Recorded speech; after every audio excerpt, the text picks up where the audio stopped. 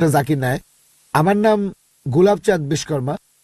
আমার প্রশ্নটা হলো, বকরি ঈদ এটা কিছুদিন পরেই হবে এই বছরে, আর মুসলিমরা তারা বিশ্বাস করে যে এই বকরি ঈদে তারা কোরবানি দেয় ছাগল, মহিষ, গরু, বিভিন্ন পশু। আর ইসলাম ধর্ম অনুযায়ী ইনসানিয়াত আর মানবতা খুব গুরুত্বপূর্ণ। প্রত্যেক মানুষ দয়া দেখাবে বিভিন্ন পশু পাখির প্রতি, আর মানুষের প্রতি, সবার প্রতি তারা দয়া দেখাবে। মুসলিমরা যদি এটা বিশ্বাস করে তাহলে কেন তারা কোরবানি দেয় এই ছাগল, গরু বা মহিষ? বকরি ঈদে কেন এগুলো জবাই করে? মুসলিমরা যে কাজটা করে সেটা কি মানবতার পক্ষে আছে, মানে মানবতা বা ইনসানিয়াত? ভাই খুব সুন্দর প্রশ্ন করলেন যে আমরা বকরি ঈদে কেন গরু ছাগল কোরবানি দেই। বকরি ঈদ না হলে কি কোরবানি দিতে পারবো? যে কোনো পশুর কথা বলতে পারো। প্রশ্নটা হচ্ছে ঈদ না হলে কি কোরবানি দিতে পারবো? তারা কোরবানি দেয়, পশু হত্যা করে। আপনাকে আমি প্রশ্ন করছি বকরি ঈদ বাদে অন্য সময় কোরবানি দিলাম, এটার কি অনুমতি আছে? না না, এরকম। তাহলে প্রশ্নটা এরকম কেন? তার বদলে ডাইরেক্ট প্রশ্ন করেন আমরা নন ভেজ খাই কেন। ঠিক, আপনার প্রশ্নটা বুঝতে পারছি। আপনি তো জানতে চাচ্ছেন আমরা নন ভেজ খাবার খাই কেন, মাংস খাই কেন। আমার প্রশ্নটা হলো বকরি ঈদের সময় নিয়ে আর অন্যান্য সময়গুলো। আচ্ছা ঠিক আছে, দুটোর উত্তর দিচ্ছি। বকরি ঈদে যেটা হয়, আল্লাহ পবিত্র করে বলছেন সূরা হজ অধ্যায় নম্বর 22, আল্লাহ সুবহানাহু ওয়া তাআলার কাছে মাংস বা রক্ত পৌঁছায় না, আল্লাহর কাছে পৌঁছায় তোমাদের তাকওয়া। অন্য ধর্মে এরকম না। অন্যান্য ধর্মে উৎসর্গের সময় পশু বলি দিয়ে ফেলে রাখে একটা বেদিতে একজন দেবতার সামনে। সেটা খায় কে? ঈশ্বর খান। ইসলাম ধর্মে যখন কোরবানি দেই আমরা কি করি? কমপক্ষে 1/3 অবশ্যই গরিব লোককে দিতে হবে, 1/3 দেব আত্মীয় আর বন্ধুদের, বাকিটা নিজের জন্য রাখবো। নিজের জন্য ম্যাক্সিমাম 1/3 রাখতে পারবেন। চাইলে আপনি পুরোটাই দান করে দিতে পারেন। তাহলে যখন কোরবানি দিচ্ছি তখন কি করছি? মানুষ জাতির উপকার করছি। আমরা তাদের জন্য খাবার দিচ্ছি। এখন কাউকে খাবার দেয়া এটা কি ভালো না খারাপ? খাবার দেয়া যাতে মানুষ উপকার পেতে পারে, এটা কি ভালো না খারাপ? ভালো। মানুষের জন্য এটা ভালো না খারাপ? ভালো।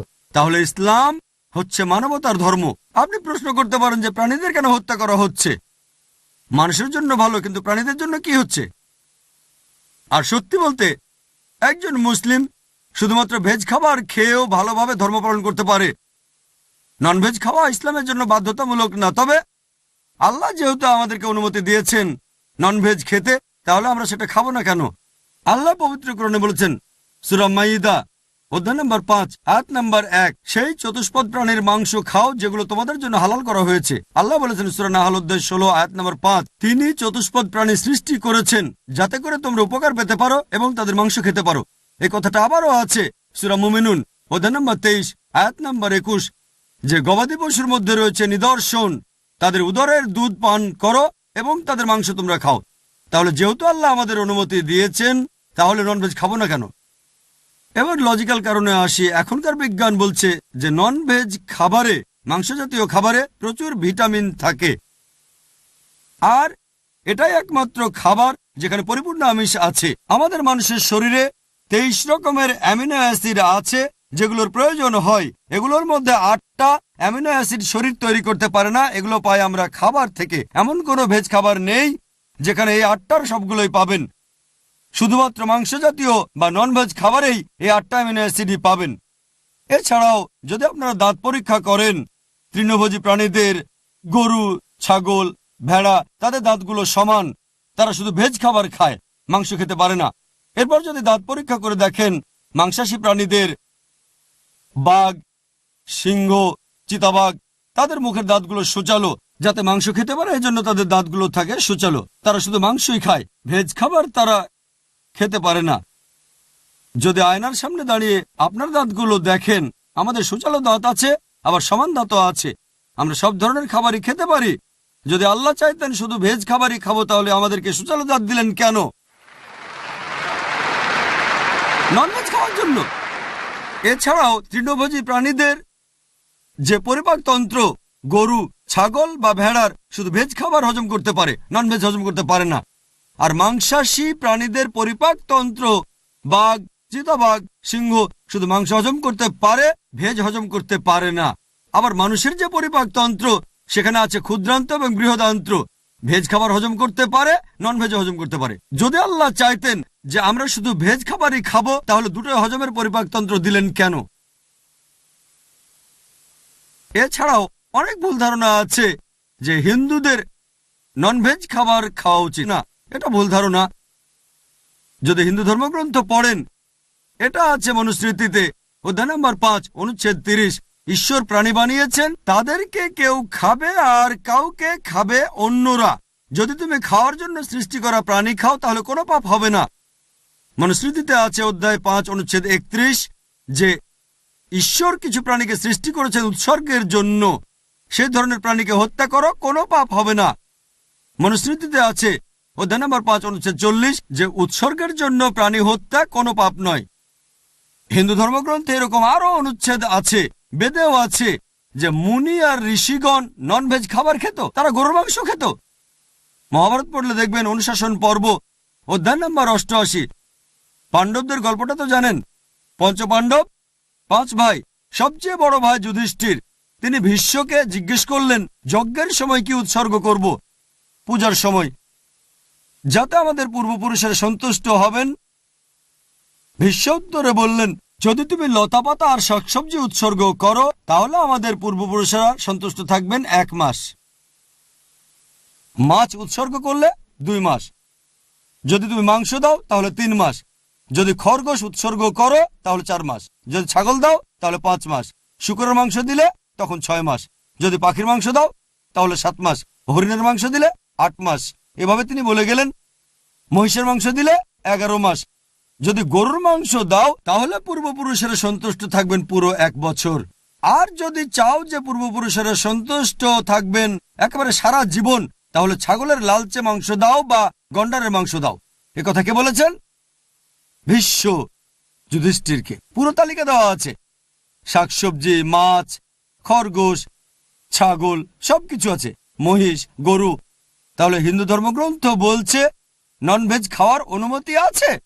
হিন্দুরা এখন এগুলো মানে কারণ তাদেরকে প্রভাবিত করছে অন্যান্য ফিলোসফি, যেমন অহিংসা। এখন হিন্দুরাও এটা পালন করে।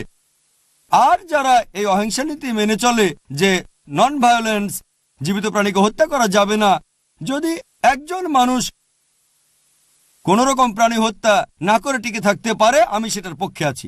এখন তারা বলে প্রাণী হত্যা করা এটা খুব বড় পাপ, কারণ এটা হচ্ছে জীবন, জীব হত্যা করা নিষিদ্ধ। এখন বিজ্ঞান উন্নত হয়েছে আর আমরা জানতে পেরেছি যে গাছপালারও জীবন আছে। তাহলে ভেজ খাবার খেলেও তো জীব হত্যা করছেন। তখন যুক্তি বদলায়, ঠিক আছে আমরা মানছি যে গাছপালারও জীবন আছে, তবে ব্যথা অনুভব করতে পারে না। তাহলে একটা গাছকে হত্যা করা প্রাণী হত্যার চেয়ে কম গুরুতর পাপ।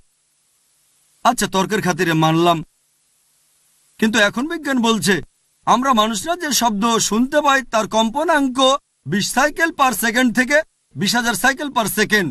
এর নিচে বা উপরে হলে আমরা শুনতে পাই না। বর্তমানের বিজ্ঞান বলে যে গাছপালা কান্নাকাটিও করে, কিন্তু সেটা মানুষ শুনতে পায় না।